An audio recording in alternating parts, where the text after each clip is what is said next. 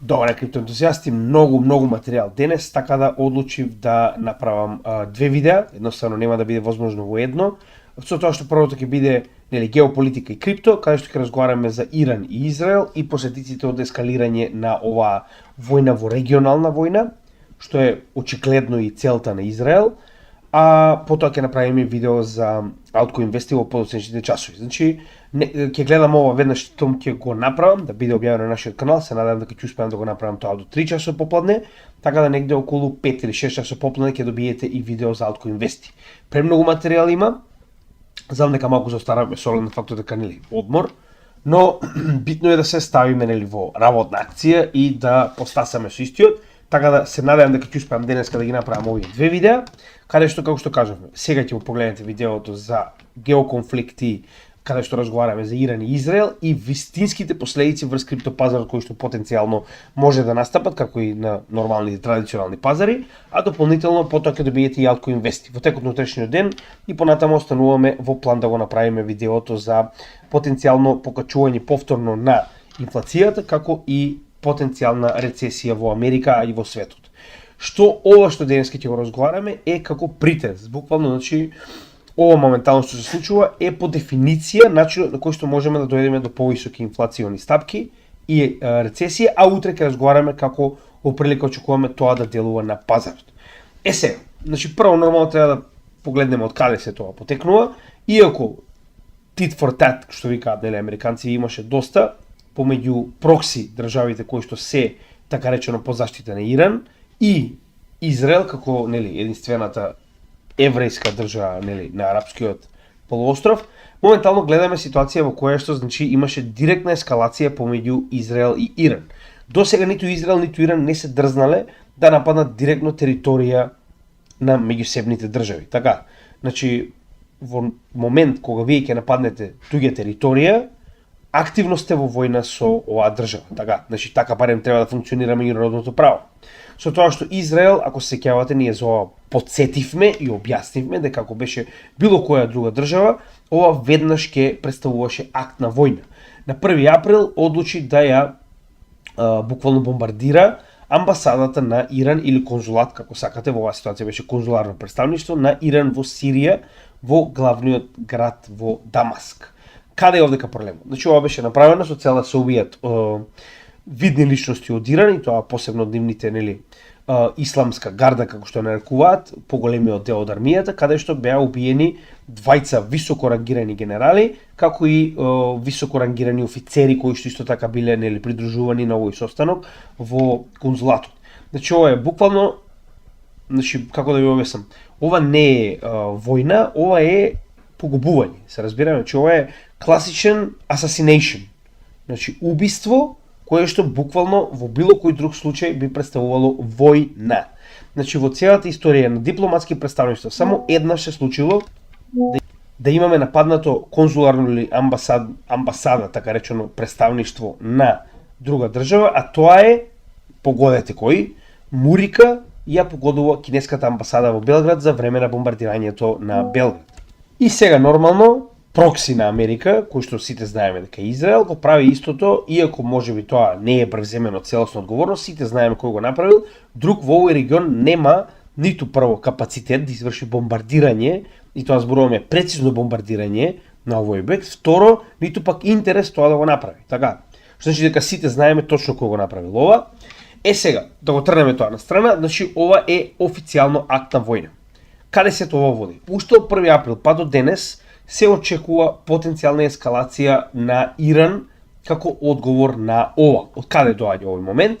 Значи ова беше говорот на почетокот на овој месец, веднаш после нападот, на нивниот врховен, како да кажам, лидер и командант, затоа што они имаат малку поинаков тип на улога на нивниот председател, значи не е само председател, кој е духовен и воен водач. Каменај, слушајте што има да каже, нормално па ќе продолжиме од тој момент. Embassies in any country are considered part of the soil of the country that owns them. When they attack our consulate, it's as if they attacked our land. This is an international norm. The wicked regime made a mistake in this case. It must be punished and it will be punished.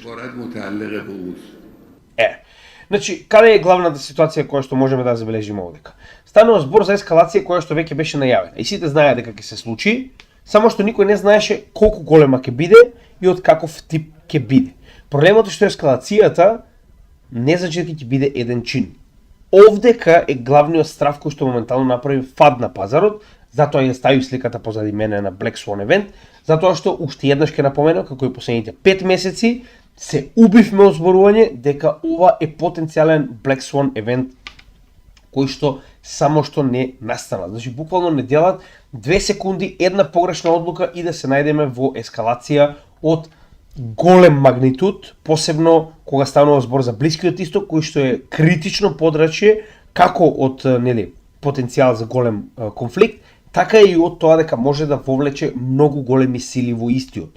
Зошто? Значи сега се враќаме на онаа причина зошто се тоа се случува.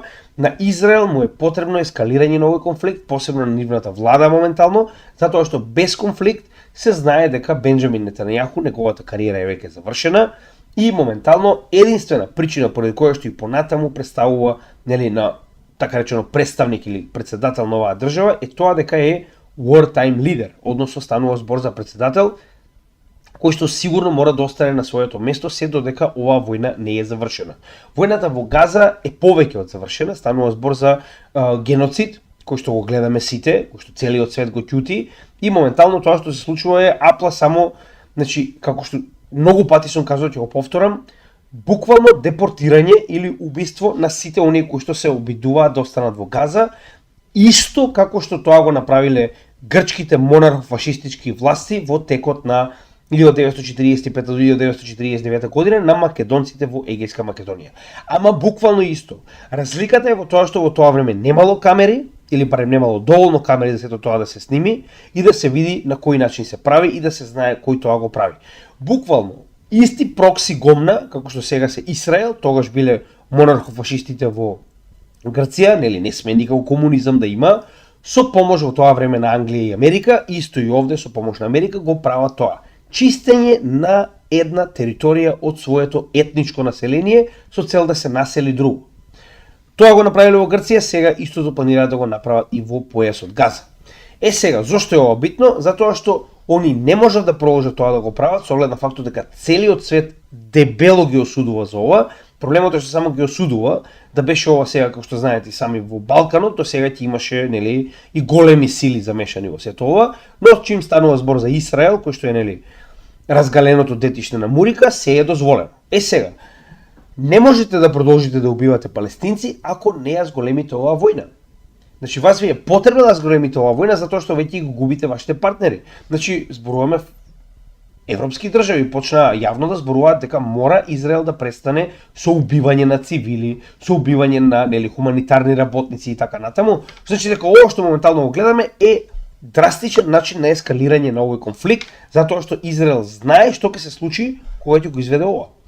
Односно, ако предизвика поголем конфликт против Иран, во кој што ќе се замешаат и други западни држави, може да продолжи да прави што сака на својата територија, а и тамошните политичари ќе продолжат да бидат на власт. Тоа е главната работа. Сега, до сега, оно што мораме да го разбереме е дека Иран не се дрзнал, како Израел што го направи тоа, да нападне директно од своја територија со свое оружје врз било што представува израелска територија. Тоа го прави преку своите прокси држави. Значи, што тоа значи? Овде ќе имаме мапа која што покажува кои се неговите прокси држави. Значи, Бахрейн, мада во оваа ситуација не е битен, Јемен, Ирак, Сирија и Либан се основните прокси држави на Иран. Тоа се држави кои што се снабдени со оружје од страна на Иран, се тренирани нивните милитарни или парамилитарни единици од страна на Иран и се, така речено, во директна корелација со Иран. Зошто е ова битно? Затоа што гледаме дека буквално сите овие држави на еден или на друг начин се обидуваат да извршат притисок врз Израел. Со тоа што Либан со својата Хезболах групација постојано напаѓа на северната граница на Израел, Сирија, иако моментално не мокне, со оглед на фактот дека треба да се справи со сопствените проблеми, постојано гледаме дека исто така помага, имаме во однос на овој конфликт, ракетни напади на северно-источната граница, Јемен ги блокира сите бродови кои што поминуваат овдека, се дел од оваа алијанса на НАТО или пак се некаков тип на да речем бродови кои што одат во Израел поради било која причина, значи моментално сите овие држави на еден или на друг начин вршат притисок врз Израел. Со тоа што моментално најголемиот притисок и понатамо останува од страна на Либан. И тоа во текот на вчерашниот ден имаше повеќе од 50 на ракети од северната граница на Израел, така речено јужната на Либан, испалени кон Израел, каде што нели нивниот оној Iron Dome и понатаму работи, ги заштитува, каде што дополнително имаше и голема количина на дронови кои што беа испратени исто така од страна на Либан кон Израел. Ова не е отворен конфликт, тоа не значи дека например сега Хезболах и неговите трупи влегле во северен дел Израел или обратно, ова е стандардно препукување кое што го гледаме веќе 6 месеци наназад, каде што така речено Хезболах се обидува да одлече што може повеќе трупи на Израел на северната граница за да ја олесни ситуацијата во Газа, иако тоа гледаме дека нема ефект. Сега, каде е овдека проблемот? Ние 6 месеци го гледаме ова, но не ескалираше до тој степен да имаме толку голем пат на пазарите. Така, наједнаш имаме многу поголем пат на пазарите. Зошто е тоа така? Затоа што официјално, и тоа е оваа изјава на овој Ташаков, геноцид Џо, значи, оваа изјава е главната причина поради која што имаме ескалација, која што дојде во текот на вчерашниот ден, зборуваме во ноќните часови, затоа јас бев на пат од Македонија до Малта и не можев да превземам ништо за да ви информирам. Ги погледнав нели ликвидациите, мислев дека станува збор за стандардни ликвидации, но беа засилени од оваа изјава. Погледнете што има да каже геноцид Џо и потоа ќе продолжиме со нели анализата. Само момент. How imminent do you think the attack on Israel is from Iran, Mr. President? I want to get a secure information, but my expectation sooner than later. Mr. President, to Iran in this moment. Don't. Are American personnel and assets at risk, Mr. President? Mr. President, are American troops at risk as well? We are devoted to the defense of Israel. We will support Israel. We will help defend Israel, and Iran will not succeed. Thank you very much. Значи тоа е се што треба да знаете. Отворено кажува, значи ги прво кажува дека се очекува во било кој момент да има сериозен напад, не зборувам за 50 ракети, затоа што во однос со проценките кои што јас ги добивам од одредени аналитичари, значи Хезболах и Либан имаат илјадници ракети кои што се многу подобри од она што го испалиле вчера, кои што имаат многу голема шанса да го пробијат овој Iron Dome заштита која што има Израел и кои што може да направат сериозна штета. Овој напад очигледно се уште не е оркестриран, затоа и гериатрија Џо, се извинувам, геноцид Џо излезе да каже тоа да не се направи, значи он буквално го предупредува Иран, дури и одреден дел од флитата на Америка се приближува кон овој дел од Средоземното море со цел да помогне во потенцијална потреба на одбрана на Израел од ваков тип на напад. Значи повторно и понатаму никој не знае со сигурност како потенцијално би дошол напад, дури и Израел ги предупреди сите своји амбасади во светот да пазат дека може да се случи напад врз нивните нормално амбасади со оглед на фактот дека они го направија истото, така и очигледно е очекувано и нормално овде ќе испаја геноцид Џо дека се спремни дека ќе го бранат Израел, сите го знаеме. Тоа ескалација која што Израел многу ја посакува. Оваа изјава предизвика страв дека потенцијално можеме да добиеме регионална војна. Затоа што само прашање на време е кога едната или другата страна ќе ескалира до момент да удри помеѓу семната територија. Не зборуваме за прокси државите како Ирак, Сирија, Либан и Јемен. Зборуваме ефективна територија на Иран, ефективна територија Израел. Каде е овдека проблемот? Како вие на сопствениот народ ќе му објасните дека Израел ви е уништил вашата амбасада или конзулат и вие не сте превзеле ништо околу тоа. Ви убил 2 генерали со највисок ранг и вие не сте превзеле ништо околу тоа. Значи, овдека сега многу од аналитичарите веруваат дека ќе имаме иста ситуација во која што овие прокси држави ќе вршат ваков тип на напади од мал, да речем, калибар со цел да се оправда Иран пред своите граѓани дека нешто превзема. Значи, зошто е тоа така? Затоа што овој источен блок на БРИКС знае дека е победил војна, се разбираме? Значи, он победник во војната на долг рок нема тука муавет. Значи, Европа е во катастрофална криза, гледате и сами, значи, тешко дека ќе се извади од оваа криза, индустријата моментално бега на секаде. Единствените кои што остануваат и понатаму да бидат да речем јаки, се мурика, така. Значи, БРИКС е свесен дека победува. Поголемиот дел од светот моментално се движи кон таа насока. Значи дека единствено што треба да направи, и затоа моментално гледаме дека толку многу се обидува и Иран, и Сирија, и Иран, и Русија, и Кина да одбегнат потенцијален голем конфликт, затоа што они немаат потреба. Америка има потреба од конфликт со цел да ги обедини овие нивни членови на алијансата кои што очигледно веќе гледаат каде се тоа води. Се разбираме? Значи конфликт одговара на западните земји, не на источните земји. Така да во оваа ситуација зошто ние гледаме толку многу провокации кон Иран? Они направија терористички напад на погребот тоест на поменот на Сулејмани, нивниот генерал кој што беше убиен пред 4 години, и Иран не реагираше, така. Реагираше со некоја минимален ефект, не знам, бомбардира база на американците без ни еден мртов. Да бидеме реални, Иран има доволно средства за да предизвика сериозна штета. Како човечка, така и материјална. Така. Значи, уште еднаш ќе напоменам, очигледно ово што гледаме е и понатаму отпор на Иран да започне голема војна, затоа што знае дека ќе треба доста дебело да плати за таква војна, се разбираме. Значи, Иран, иако има поддршка од Кина и од Русија, верувам дека не сака поголема ескалација. Израел е тој кој што ја бара оваа ескалација, иако не ви е јасно, тогаш кажете ми, одговорете ми вие, зошто Израел би се дрзнал да бомбардира, зборуваме да уништите нечии конзулат, што е со дипломатско меѓународно право. Заштитен ако немате со цел да предизвикате регионална војна. Сега, откако го расчистивме се тоа, значи, овдека ескалацијата се прошири. Имаме држави како Франција, Канада, Австралија, овдека треба да ги приклучиме и Русија, Германија, кои што ги најдов веќе. Поголемите држави во светот бараат нивните граѓани да не одат во овие земји, Иран, Либан, Израел, како и бара сопствените граѓани кои што се наоѓаат во овие земји што побрзо да ги напуштат. Ова се случува кога имате соодветни податоци, како што тоа го изјави самата Америка, дека се спрема многу поголем напад. Тука е проблемот. Овие 50 ракети, ако беа проблем, одамна ќе го направеа тоа овие земји, но наеднаш испаѓаме во ситуација во која што прво Америка најавува поголем проблем, затоа и Америка самата, значи од 11 април, ова е пред 2 дена, со оглед на фактот дека вчера се случи нападот, еден ден претходно, бара од своите граѓани кои што се наоѓаат на територија на Израел да останат во поголемите градови кои што се соодветно заштитени од страна на Iron Dome и да останат буквално таму, да не излегуваат од овие градови, затоа што знаете и сами дека тие градови се многу позаштитени и многу повеќе форсирана одбраната околу овие градови.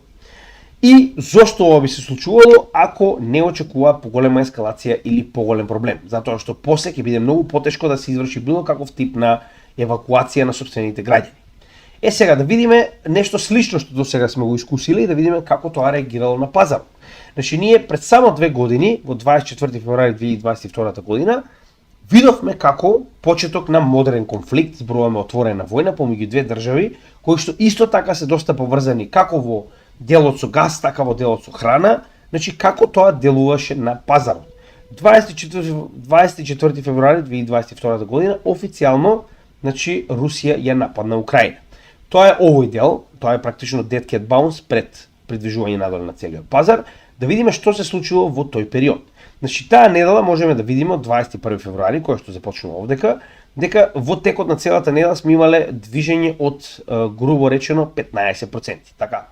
Но ако отидеме на самиот ден, кој што е многу побитен во оваа ситуација, така, само да видиме точно каде се наоѓа, значи ова е така речено овој dead cat bounce, значи на тој ден ние сме добиле дебела корекција на пазарот, сега ќе покажам, значи во тој момент од така речено почетокот на тој ден до дното, значи пазарот се коригирал, зборуваме за биткоин, повеќе од 11%, значи него успеав да го направам до крај, негде околу 10,5% се коригирал биткоин пред конечно да се врати назад, така. Значи ние сме имале 10% корекција, исто како што тоа се случи во текот на вчерашниот ден, така. Значи ако одзумираме и се вратиме на вчерашниот ден, ќе видиме дека имаме слична ситуација. Така, значи дури и корекцијата е така речено иста. Погледнете. Дури и помала, 6,7%. Така затоа што се наоѓаме во bull market, таму се наоѓавме на почеток на bear market. Што значи дека и во тој момент сме имале слична ситуација, односно погледнете. Ова е вест точно од истиот тој ден. 24 февруари, повеќе од 500 милиони ликвидации, така, на leverage позиции. сосема ист ефект. Нормално, ефектот во текот на вчерашниот ден беше многу поголем, затоа што се наоѓаме во bull market и има многу луѓе кои што очекуваат експлозија на цената, што многу пати го зборуваме. Значи вчера оно што го објаснив се уште држи вода. Значи ние имавме 784 милиони долари само во long leverage позиции ликвидирани поради овој пад. Затоа што имавме многу големо leverage long, да речем позиционирање во однос на исчекување на ефектот од самиот халвинг. Се разбираме. Така да во оваа ситуација тоа е очигледно исто како кога се случило со Русија и Украина. Така, значи ефектот на пазарот е сосема ист, но битната работа која што треба да разбереме е дека е краткорочен. Зошто? Погледнете и сами. Значи ние буквално од овој 24 февруари понатаму сме продолжиле, и тоа погледнете, уште само неколку дена веќе понатаму сме продолжиле во нагорна линија, во нагорен тренд. И тоа овдека станува збор за dead cat bounce. Замислете овдека кога имаме халвинг, имаме некои многу позитивни вести за кои што ќе разговараме во второто видео, каде што ќе обрнеме малку повеќе внимание на халвинг делот, кој што е за само 6 дена, како и на вестите посебно од Хонг Конг за одобрување на биткоин, но и Ethereum spot ETF овој понеделник. Тоа е не утре, туку следниот ден во понеделник, кој што верувам дека доста позитивно ќе се одрази на пазарот и ќе добиеме bounce back. Но сега гледаме дека историски истата ситуација се случила кога Украина и Русија влегоа отворено во војна, а овдека не сме влегле се уште отворено во војна. Сега, битна работа која што мораме да разбереме е што понатаму. Така, значи погледнете, прво пред да продолжиме кој е главниот ефект, затоа што тоа е главната цел на ова видео, да видиме кој е главниот ефект од ова што моментално се случи и што понатаму очекуваме. Во кратки црти, а во подолг, да речем, ешалон или подолго објаснување, на крајот од ова видео ќе ви бидат оставени две видеа во предлог кои што ќе ви објаснат ситуацијата помеѓу Израел и Иран во детали, заедно со што може оваа ескалација детално да предизвика. Ова е само кратка верзија на тоа, затоа што ние веќе сме го објасниле и сме разговарале за ова во детали. Сега, погледнете, сами значи добивме голема корекција, но и понатаму самиот триаголник не е скршен. Погледнете колку добро моментално овој триаголник успеа да ги задржи, да речем, свеките, цените на биткоин, како на горната линија и покрај овој колапс и понатаму цената се наоѓа во самиот триаголник. Ова е практично ритест на горната тренд линија. Останува да видиме што понатаму, затоа што имаме и оваа тренд линија која што уште од претходниот bull market, за која што многу пати сме разговарале. Нема сега да навлегувам затоа што ова е техничка анализа која што е премногу долга, но да, добивме енормно голема корекција на алткоините. Тука е и главниот проблем и гледам дека сите се исплашени. Уште еднаш ќе напоменам, значи како што ќе го кажам во ова, ќе го кажам во следното видео, јас и понатаму останувам неутрален на овој пазар. Јас доста многу инвестирав во целиот овој период, уште од почетокот на bear market од 2023 година, па до ден денес, така да останува овој период да го проследам, затоа што имаме премногу варијабили. Имате многу позитивни варијабили, како конечно реализирање на самиот халвинг, дополнително имате ситуација во која што во понеделник имаме нов биткоин спот ETF, како на биткоин така и на Ethereum во Хонг Конг, а во исто време имате и потенцијална ескалација која што може да се случи во било кој момент. Значи тоа е поентата на ова видео, гледаме предупредување од овие обавештајни служби или како сакате, служби за контраразузнавање на овие прозападни бивши империјалисти кои што моментално ни најавуваат поголема представа. Така. Каде е проблемот? Значи тоа е главната работа која што треба да сватиме од оваа суштинска, да речем, целина. Каде е проблемот? Еве го проблемот. Значи знаете, сами оваа мапа многу пати сме ја покажале, ова е активна мапа на сите полиња и инфраструктура, како за газ, така и за нафта кои што се искупуваат и се пренесуваат како низ Иран, така и низ Ирак, така и низ Саудиска Арабија, низ тесницот Хормус. Значи погледнете колку голема инфраструктура имаме во овој дел. Ако се случи ескалација, сите знаеме дека оваа ескалација веднаш ќе доведе до две битни случувања. Првото е, Израел веднаш ќе направи напад врз овие, така речено, полиња и инфраструктура на Иран, кој што е главниот придонес на капитални средства за оваа држава. Така, додека обратно, Иран веќе кажа дека било каков тип на ескалација ќе предизвика затварање на тесницот на Хормус, кој што понатаму ќе предизвика уште поголеми проблеми околу истата оваа суровина, нафта и газ, кои што во голем дел доаѓаат од овој предел. Сега, во детали да влеземе, да не зборуваме на празно, значи ова е 2023 година, за целата година, продукцијата на Иран во однос на глобално ниво е 4%. Значи Иран, доколку настапи војна, тоа значи дека 4% од моменталната продукција на нафта ќе бидат извадени од пазар. Така, затоа што Иран нема да може да произведува, дури да може да произведува, нема да може да транспортира, затоа што Иран на тој начин ќе го, така речено, врши притисок врз светот дека нели оваа војна мора да заврши во корист на Иран, така. Кој е овдека следен проблем? Значи тоа е само Иран како производител на нели нафта. Додека Иран како производител на газ се наоѓа на третото место на глобално ниво во однос на 2022 година, верувам дека и сега е оприлика на исто место, веднаш после Русија и Обединетите мурикански држави. Значи, како газ, уште повеќе ќе има ефект врз пазарот на газ и производство на ова добро, така.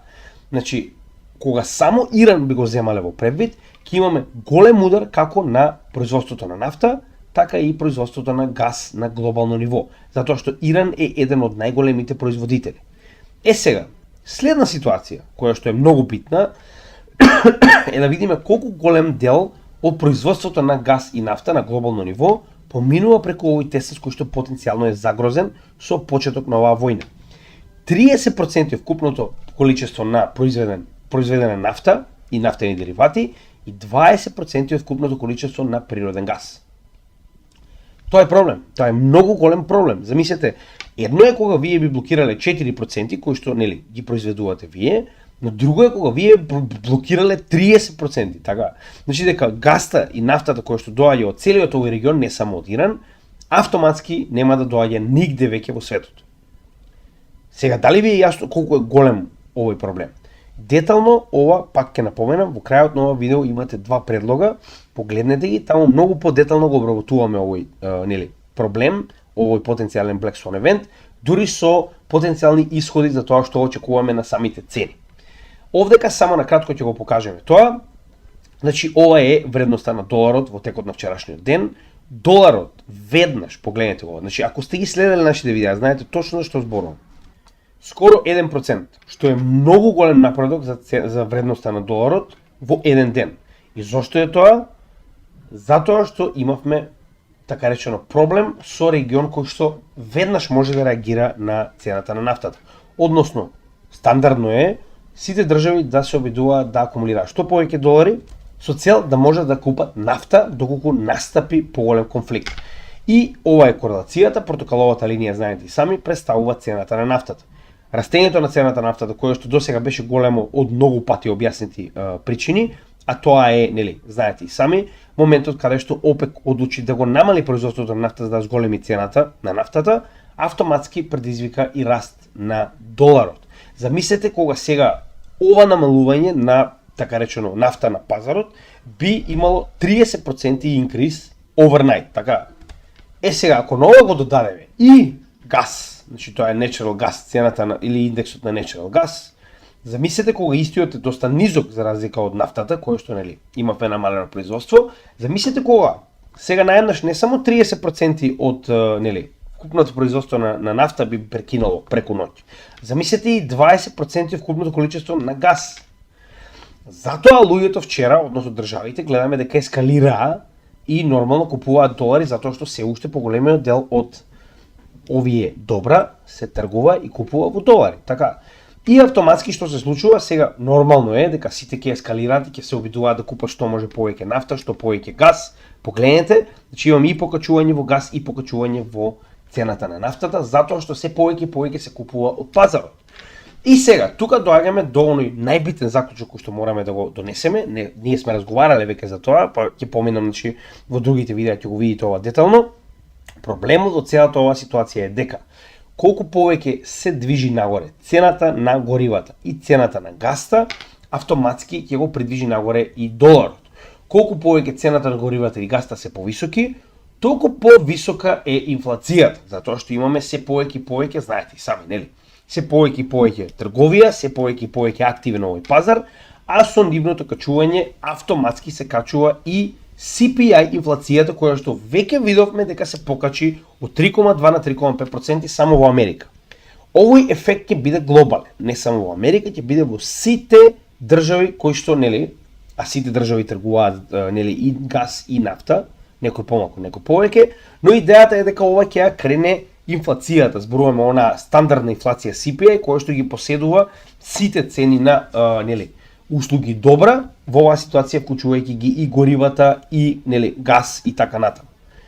Автоматски имате поскапување на сите цени, затоа што кога горивото е поскапо и доларот е повисок, автоматски сите цени се поскапи. Така, значи транспортот е поскап и вие практично се повеќе и повеќе добивате на инфлација. Тоа е главната работа за која што ќе разговараме утре, но денеска објаснуваме од каде е најголема шансата да дојде. Еве од каде. Гледаме дека кор инфлацијата и понатаму продолжува да паѓа, затоа што овој индекс не ги содржи цените на горивата, цените на гасот и така натаму. Додека CPI инфлацијата веќе има ефект. Значи ние имаме два последователни месеци на покачување на CPI инфлацијата баш поради ова. Поради ОПЕК и нивните рестрикции на газ, поради престоечката војна која што потенцијално може да почне во било кој момент. Значи гледаме ситуација во која што и понатаму цените на горивата ќе растат и доларот заедно со нив. И доаѓаме во ситуација каде што имаме една многу битна работа, а тоа е глобалните централни банки и понатаму ќе останат на истиот тренд, higher for longer. Така, значи доколку дојдеме во ситуација каде што имаме resurgence, значи каде што инфлацијата се враќа, значи ние сме успеале да донесеме до 3%, но поради оваа ескалација или X други причини, значи не мора да биде само ова, може да има и други причини, доколку инфлацијата се врати и почне да се движи нагоре. Централните банки, не само Федералната резерва на Америка, туку сите централни банки, нема да имаат друг избор, освен и понатаму, не само што треба да ги задржат овие rate hikes, значи секоја од овие централни банки си има свој начин на внесување на каматите, нели, на новопроизведените пари, ќе мораат дори да ги зголемат потенцијално. Овдека веќе зборуваме на нели нешто што ќе го обработиме повеќе во текот на утрешниот ден, но многу пати сме спомнали на каналот, тоа е онаа ситуација од 70-тите и 80-тите години, каде што централните банка, посебно Федералната резерва, очекувала дека доволно направила за инфлацијата да се врати на посекуваното ниво од 2%, но тоа не се случило. Што значи дека колку повеќе и понатаму останат централните банки во светот рестриктивно, толку повеќе и економијата ќе страда. Значи, колку поголеми се овие каматни стапки, толку помалку централните банки поземуваат на комерцијалните банки. Колку помалку комерцијалните банки можат да поземат, со оглед на фактот дека каматата е висока, толку помалку можат да дадат на своите клиенти, затоа што каматите се екстремно високи. Дури кога овие камати ќе се намалат, а тоа е поради нели намалувањето на инфлацијата, дури тогаш можеме да очекување релаксирање на економијата и поголемо инвестирање во ризични добра. Тука е моментот. Значи, се додека ние немаме релаксирање на економијата, заедно со релаксирање на така речено политиката на централните банки, не само Федералната резерва, зборувам за сите централни банки, кои што моментално се буквално во овие така речено политика на заштита, така, политика на намалување на штетата. Се до тој момент ние не можеме да очекуваме дека секојдневниот човек ќе има доволно пари да може да инвестира во ризични добра, а нормално со тоа и нели повисоките бизниси, компании и корпорации и така натаму. Така да, ова е многу битно за да дојдеме до многу поуспешен бул маркет. Ваков тип на политика на централните банки поради оваа ескалација, на пример, ќе предизвика не одложување, но намалување на потенцијалот на самиот бул маркет. Што значи дека успешноста на овој бул маркет директно зависи од тоа како ќе се озира овој конфликт, како и на секојдневниот наш живот. Така, значи, верувајте ми, цените може многу лесно да пораснат баш поради овој конфликт. Зборуваме на секојдневно ниво, не само на вашето портфолио, така, каде што ќе има ефект затоа што колку повеќе расте цената на доларот, толку повеќе криптовалутите губат на вредност. Така, обратно, сето тоа ќе биде, како што кажавме, забрзано и нели со многу поголем ефект кога би предизвикало потенцијално застој на производството и транспортот на горива и газ. Така да, уште еднаш, на крајот од ова видео имате две видеа во предлог кои што ќе ви помогнат да го видите ова во детали, но ова е нешто за кое што ние го предупредуваме веќе повеќе од 5 месеци, уште од почетокот на конфликтот, затоа што ескалација на овој конфликт не е во корист на никого, ама буквално никого освен на Израел. И за крај, нормално како и секогаш, значи очекувајте го видеото за алткоини во поподневните часови. Гледате, почнуваме веднаш турбо. Дополнително, за сите оние кои што се нови на нашиот канал, нека го погледнат првото видео на нашиот канал кој што почнува автоматски, а тоа е содржина на едукациониот материјал, овој дел овде, кој што ќе ви даде вовед за тоа како да го следите нашиот материјал, каде да започнете, што да гледате прво, затоа што веќе имаме повеќе од 900 видеа, нормално е дека ќе имате потреба од така речено патоказ да го следите материјалот на нашиот канал.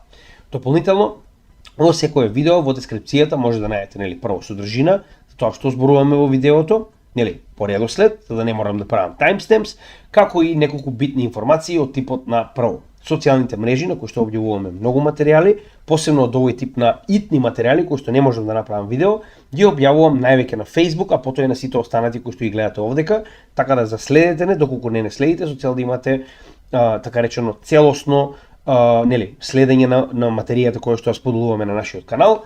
Дополнително имаме два паралелни канали на Odyssey и Rumble, доколку сакате да го следите нашиот канал, нели материјал таму.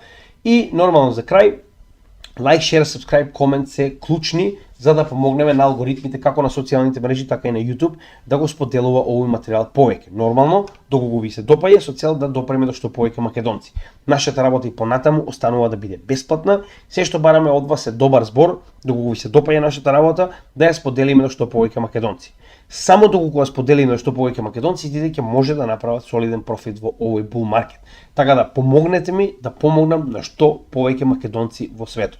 И за крај, гледате и сами, значи ви дадов отчет целосно, станува збор за овие неколку адреси кои што нели ме замоливте да ги ставам.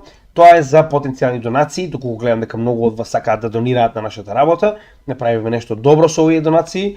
Сите криптовалути кои што беа испратени на овие блокчейн адреси за донација, нели направивме соодветно видео, може да најдете нашиот канал, ги дониравме во една црковна организација во Велес во облик на прехранбени продукти, кои што нели беа со цел да помогнеме на оваа организација да помогне на што повеќе македонци, прво во мојот град, нели понатаму и негде пошироко. И нормално ова е втората апликација, а тоа е нели овој линк кој што го гледате овдека, Купи ми кафе, кој што буквално е за помош на дигитални креатори. Сите овие кафиња кои што си ми купиле, овие мали донации, исто така се собрани и во мај кога ќе направам, нели, повторно ќе се вратам дома, ќе направиме уште еден дел од оваа акција, каде што повторно ќе ги донирам сите овие средства, нормално со соодветен отчет и видео кон вас, до оваа организација да продолжи да ги рани оние помалку срекните.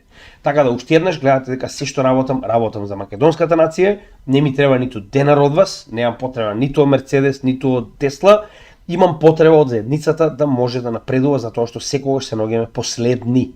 Така да, ово што го правите е ми помагате мене да помогнам што повеќе македонци. Го правиме ова како заедница. И тоа беше уште еден пример собиранката која што ја направивме пред гемиџиите, да покажеме дека гемиџиите оставиле светол пример и дека навистина и понатаму ќе продолжиме да го шириме сето ова во духот на македонштината. Така да ви благодарам, се надевам во мај ќе бидеме многу повеќе. Значи во мај веднаш ви кажувам ќе имаме уште едно вакво собирање во Скопје, затоа што нели пак центар на градот, центар на Македонија, највеќе луѓе ме гледаат во Скопје. Ќе гледам понатаму да направим во другите градови, но за жал не се наоѓам дома.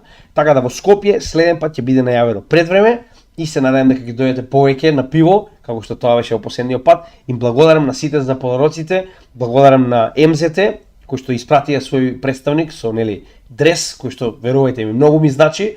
Значи за жал членовите на тимот не можеа да дојдат, тоа нели можеби ќе го исправиме следниот пат, како и неколку членови од Македонската филхармонија. Значи тоа беа да речем две институции од Македонија кои што ми направија голема чест и дојдоа и нели ме почестија со своето присуство на овој настан. Така да ви благодарам, се гледаме во следното видео и поздрав од Крипто Гемиџија.